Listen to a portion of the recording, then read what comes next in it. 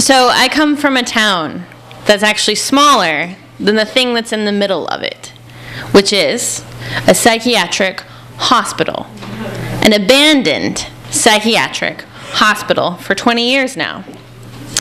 Everyone in my town either has a story about the patients that used to live there, or a ghost, or both. I have both. I have many.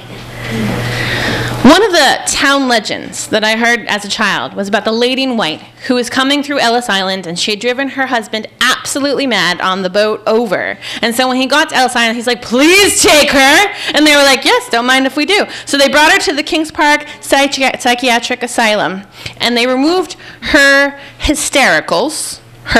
They performed a hysterectomy. And of course, this lady, all she ever wanted was a baby. And so now she roams the town and the hospital grounds, calling into the night for children. And that's exactly why I told my sister we couldn't open the window in the middle of summer, because I might hear her call and disappear like all the other town's children. Columbus Day weekend, my mother, my sister, our dog, Charlie, who's part Doberman, part Shepherd, cowardly as anything, we're walking on a bike path through the grounds of the hospital. And Mom's found on the Googles a pond called Pond 5, or like the Google 537. It just has a number. We've never seen this pond before. And growing up, I spent a lot of time all over the place in this psychiatric hospital grounds. So we were intrigued. And so it was that hot day on Saturday. It was like beautiful. It was the middle of the afternoon. We're walking the dog. Mom finds the road. It's a road. There's a covered road of brambles. And she goes, "This is it. This goes to Pond 537. Let's find it." And we start to walk in. Now, my town is right on the coast of the Long Island Sound. You can hear the waves all the time. You can hear the birds. You can hear people. And as we walked into the brambles, and my mother, being a naturalist, she's snapping the branches with her thumbs so that her daughters and the dog that walk behind her don't get hit in the face with branches. And as we walk further and further into this abandoned, paved path, the sound of the ocean disappears. There are no birds. It's the middle of the woods. Can't hear a thing.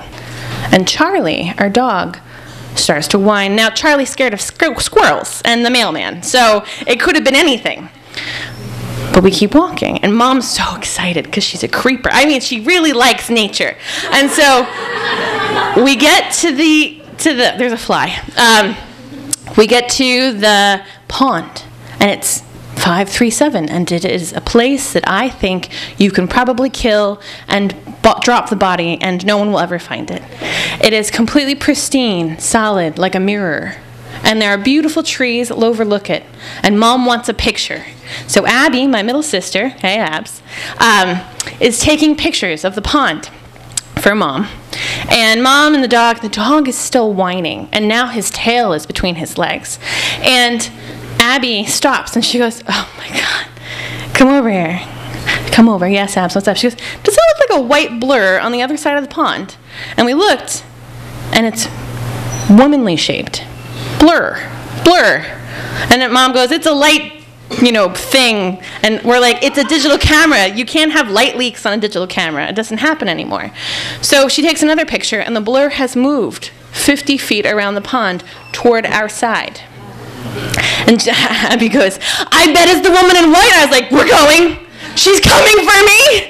She heard me. She knew I was here." And Charlie is whining really, really loudly. Okay? And Abby's like, "Let's snap some more pictures." My mom's like, "Hello!" And I was like, "No! We are trained not to talk to ghosts. It's what we do. And my family is very good at this." So I was like, "Let's go. Can we go? Can we please go? Can we go?" And finally, everybody turns around and start heading back down the path. And I truck it.